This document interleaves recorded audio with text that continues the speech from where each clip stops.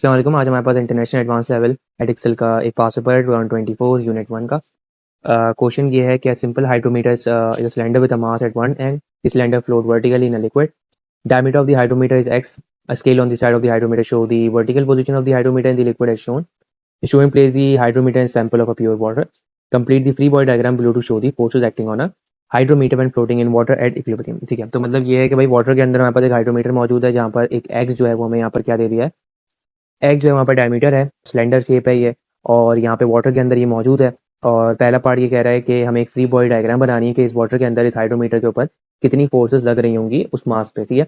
और पहली बार बता दिया कि भाई इक्विलिब्रियम है, तो इक्विलिब्रियम का मतलब क्या होता है कि फोर्सेज जो है वो हमारी बैलेंस है, ठीक है। वर्टिकल फोर्सेज आपस में बराबर होती हैं, हॉरिजॉन्टल फोर्स अगर लग रही है तो वो बराबर होती हैं। इक्विलिब्रियम का मतलब होता है एक तरीके से कि वो न्यूटन फर्स्ट लॉ को ओबे कर रहा है, ठीक है। तो यहाँ पर हमें एक ये डॉट दिया हुआ है, ये इस पे जो है वो हमें एक फ्री बॉडी डायग्राम बनानी है जहाँ पे हम फोर्सेस को शो करेंगे कि हमारी कौन सी फोर्स और कहाँ लग रही है।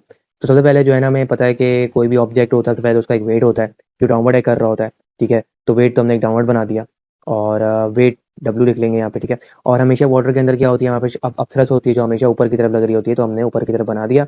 और दोनों के एरो जो होंगे ना, एरो की जो लेंथ होगी वो दोनों की सेम होनी चाहिए, क्योंकि हमेशा एरो फोर्सेस के एरो हमेशा मैग्नीट्यूड बता रहे होता है।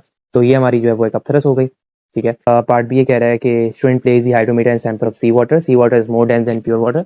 Equilibrium. The vertical position of hydrometer was higher in the sea water than the pure water is shown. Explained by the vertical position of the hydrometer was higher in the sea water than the pure water.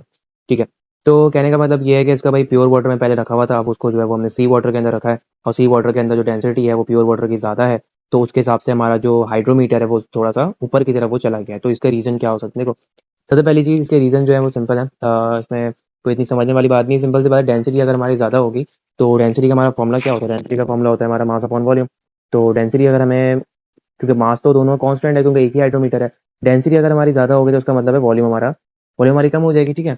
तो इसका मतलब ये है कि volume, हम किस चीज़ की बात कर रहे हैं? वॉल्यूम वॉल्यूम असल में हम बात कर रहे हैं डिस्प्लेस वाटर की। डिस्प्लेस वाटर होता क्या है? डिस्प्लेस वाटर का मतलब ये होता है, डिस्प्लेस वाटर है या डिस्प्लेस वॉल्यूम है, तो उस चीज़ का मतलब क्या होता है? उस चीज़ का जो मतलब होता है वो एक तरीके से ये होता है कि फॉर एग्जाम्पल अगर हम एक बीकर बनाएं, और इस बीकर के अंदर अगर हम यहाँ पे वाटर फॉर एग्जाम्पल इसके अंदर मौजूद है, और इस जगह पे फॉर एग्जाम्पल मैं यहाँ पे एक स्टोन यहाँ पे प्लेस करता हूँ इसके अंदर, तो जितनी जगह ये घेर रहा है ना स्टोन, तो जितनी जगह ये ऑक्युपाई कर रहा है, जितनी वॉल्यूम, जितनी वाटर ये ऑक्युपाई कर रहा है, वो पार्ट असल में क्या होता है?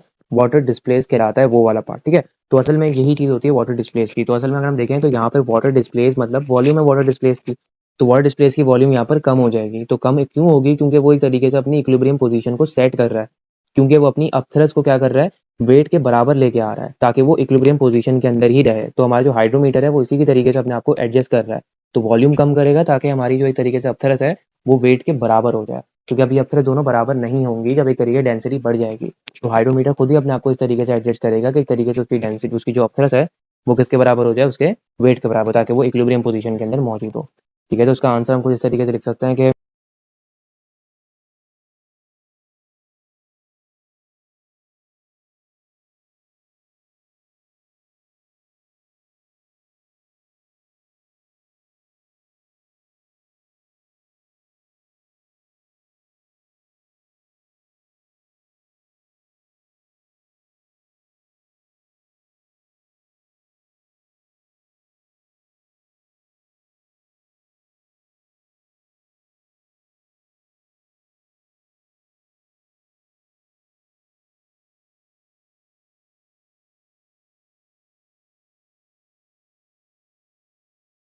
तो ये आंसर जो है यहाँ पे कंप्लीट हो गया। नेक्स्ट पार्ट पे चलते हैं। नेक्स्ट पार्ट जो है वो पार्ट बी का पार्ट टू।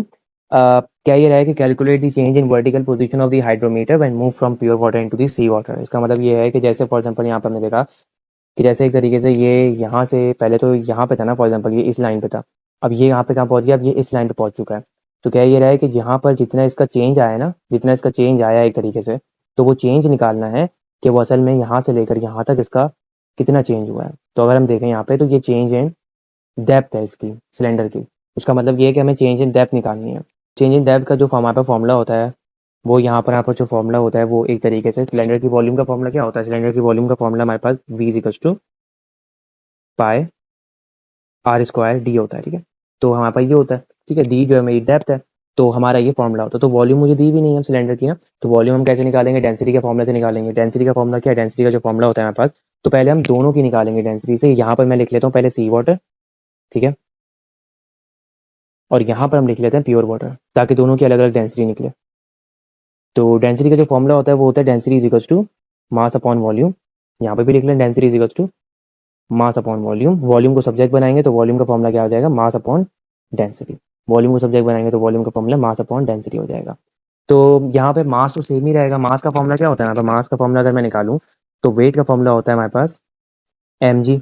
ठीक है, तो मास कैसे निकलेगा, मास का जो फॉर्मूला यहाँ पे बनेगा वो बनेगा वेट अपॉन जी।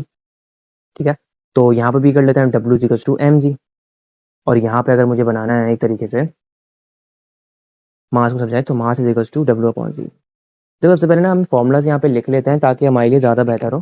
फिर बाद में जो है वो हम वैल्यूज़ प्लग इन करते हैं, वैल्यू सब्स्टिट्यूट कर रहे होते हैं। ठीक है, अच्छा, तो यहाँ पर फॉर एग्जाम्पल हमें वेट दिया हुआ है। वेट हमें पहले में क्या दिया हुआ है, सी वाटर में हमें क्या दिया हुआ है, वेट तो बराबर ही है उसका ना, हाइड्रोमीटर वो तो चेंज नहीं होगा, डेंसिटी अलग है। तो वेट दोनों में हमें दिया हुआ है 0.324 और जी क्या लेते हैं हम 9.81। यहाँ पे भी क्या होगा 0.324 अपॉन 9.81। हमारा जो मास आ रहा है ना वो आ रहा है एक तरीके से 33 इंटू 10⁻⁻3। ठीक है, मास जो आ रहा है यहाँ पे दोनों केसेस में वो सेम आ रहा है। ठीक है, तो मास मैं यहाँ लिख लेता हूँ 33 इंटू 10⁻⁻3। ठीक है, के जी में है, याद रखना ये बात। ठीक है, थोड़ा मैं खुला खुला लिख रहा हूँ ताकि चीज़ें ज़्यादा क्लियर हो। ठीक है, अच्छा, अब हमें क्या करना है, अब यहाँ पे जगह नहीं है यहाँ पे, तो यहाँ पे कर लेते हैं। यहाँ मास हमें पता चल गया। ठीक है, मास हमें पता चल गया, मास का फॉर्मूला और वॉल्यूम हम का फॉर्मूला हम निकाल लेते हैं। भाई वॉल्यूम का जो फॉर्मूला होता है वो क्या है हमारे पास, volume is equals to mass upon density. दोनों के अंदर हमने सेम लिखा हुआ है फॉर्मूला। ठीक है, तो वॉल्यूम जो है वो हम यहाँ पे यूज़ करेंगे, volume is equals to mass क्या दिया हुआ है 33 इंटू 10⁻⁻3 और डेंसिटी हमें क्या दी हुई है 1025। यहाँ वॉल्यूम क्या निकलेगी, यहाँ मास क्या दिया हुआ है वही सेम ही रहेगा, मास 33 इंटू 10⁻⁻3। डेंसिटी यहाँ क्या दी हुई है, डेंसिटी 997, सॉरी वॉल्यूम आ रही है 3.22 इंटू 10⁻⁻5 मीटर क्यूब। इसकी वॉल्यूम आ रही है 3.31 इंटू 10⁻⁻5। ठीक है, अब हम क्या करेंगे, दोनों की यहाँ पर क्या निकालेंगे, दोनों की हम निकालेंगे यहाँ पर डेप्थ। ठीक है, और दोनों की जो डेप्थ निकलेगी फिर वहाँ पे दोनों को माइनस कर देंगे, क्योंकि चेंज का मतलब क्या होता है, माइनस करना। तो वॉल्यूम का फॉर्मूला हमने ऊपर डिस्कस किया था, क्या होता है कि volume is equals to pi r square. तो अब हमें आर है ना, तो हमें आर तो दिया हुआ नहीं है, डायमीटर दिया हुआ है, तो डायरेक्ट हम यहाँ पे लिख लें डायमीटर डी अपॉन 2 का whole square multiply by depth को हम कर लेते हैं, फॉर एग्जाम्पल डेप्थ को डी कर लें। चलो ठीक है, डी कर लेते हैं यहाँ पर भी। यहाँ पर हमारे पास क्या वॉल्यूम का फॉर्मूला पाई डी अपॉन 2 का होल स्क्वायर डी। ठीक है, यहाँ पे मैं डी ई कर लेता हूँ ताकि समझ आए कि एक तरीके से ये डेप्थ है। डी ई पी कर ले ताकि समझ आए कि ये डेप्थ है और वो डी जो है वो डायमीटर है हमारा। ठीक है, अब डायमीटर में क्या दिया हुआ है, डायमीटर हमारे पास क्या है, जो एक्स है वो हमारा डायमीटर है। तो डायमीटर की वैल्यू हमें दी हुई है 1.23 सेंटीमीटर। तो सेंटीमीटर को पाए यहाँ पे लिखेंगे, पाए यहाँ पे क्या लिखेंगे 1.23 सेंटीमीटर है, इसको मीटर में करेंगे 10⁻⁻2 हो जाएगा और ये 2 हो जाएगा, इसका होल स्क्वायर आएगा मल्टीप्लाई बाय डेप्थ हो जाएगा। डेप्थ को अगर सब्जेक्ट बनाएंगे हम, डेप्थ 1 है ये डेप्थ 2 है। डेप्थ को अगर सब्जेक्ट बनाएंगे तो क्या हो जाएगा डेप्थ 1। तो वॉल्यूम यहाँ पे क्या आ रही है, यहाँ पे 3.22 इंटू 10⁻⁻5।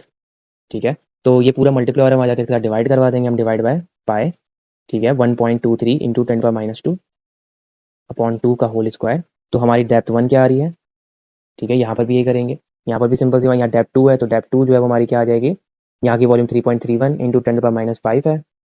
डिवाइड कराएंगे यहाँ पे किसके साथ, सेम चीज़ होगी यहाँ पे 1.23 इंटू 10⁻⁻2 डिवाइड बाई 2 का स्क्वायर। ठीक है, डेप्थ 1 जो आ रही है वो हमारी 0.27, डेप्थ 2 जो आ रही है वो हमारी आ रही है 0.2786।